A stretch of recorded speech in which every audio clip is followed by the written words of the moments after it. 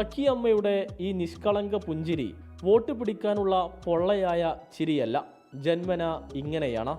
ലഘുലേഖ കയ്യിലേന്തി വീടാന്തരം നടന്ന വോട്ട് അഭ്യർത്ഥിക്കുന്ന ഈ അമ്മയെ കണ്ടാൽ പ്രചാരണത്തിന്റെ യഥാർത്ഥ അർത്ഥം ഇതാണെന്ന് തോന്നും. ആലിപ്പറമ്പ് പഞ്ചായത്ത് 21-ാം വാർഡിൽ നിന്നാണ് സ്വതന്ത്ര സ്ഥാനാർത്ഥിയായി മത്സരിക്കുന്നത്. തനിക്ക് പറ്റുന്ന സഹായം ചെയ്യും, ഇതാണ് വാഗ്ദാനം. ആൾക്കാരോട് ചെന്ന് പറഞ്ഞിട്ടുണ്ട്. ആദ്യം ഇനി അഭ്യർത്ഥന നോട്ടീസ് കൊടുത്തുകൊണ്ടിരിക്കാൻ പോവുകയാണ്. എൻ്റെ ചിഹ്നം മൊബൈല്.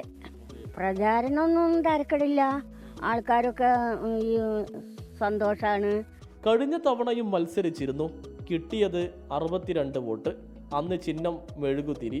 ഇത്തവണ ചക്കിയമ്മ മൊബൈൽ ഫോൺ ചിഹ്നം തന്നെ വേണമെന്ന് വാശി പിടിച്ചു.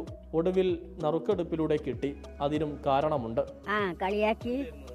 അത് മെഴുകുതിരി എടുത്ത വേഗത്തിൽ നടന്നാ കെടുന്നും, ഒരു കാറ്റടിച്ചാ കെടുന്നും, അങ്ങനെ ജീവിതം കെടുമെന്ന് പറഞ്ഞപ്പോൾ മൊബൈല് എടുത്താൽ മറ്റുള്ളവർക്കും കൂടി അത് ഒരു ഉപകാരമാവുമല്ലോ.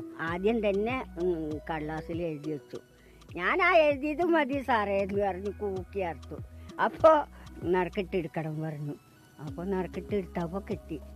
ദിവസം തോറും ചെറിയ ജോലികൾ, ഒപ്പം ബന്ധുക്കളും നാട്ടുകാരും നൽകുന്ന സഹായവും. ഇങ്ങനെയാണ് ജീവിതം മുന്നോട്ട് പോകുന്നത്.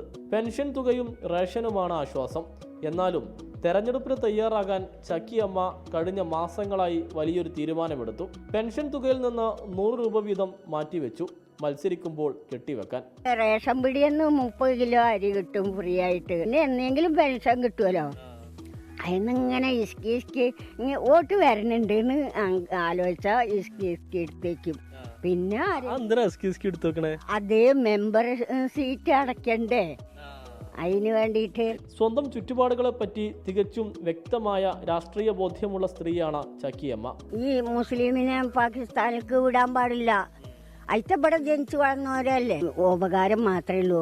ഈ അങ്ങാടിപ്പുറത്ത് ശിവക്ഷേത്രത്തിന്റെ വാതിൽ കത്തിയന്ന് അവിടെ തല്ലും വെടിയും ഉണ്ടാവേണ്ടതാ. പക്ഷെ തങ്ങൾ അന്ന് അദ്ദേഹം വന്ന് വാതിൽ വെച്ച് കൊടുത്തു. അത്ര നല്ല മനുഷ്യന്മാരാ. എന്നിട്ട് ഈ മുസ്ലിമിനെ എന്തിനാ വിടണത്?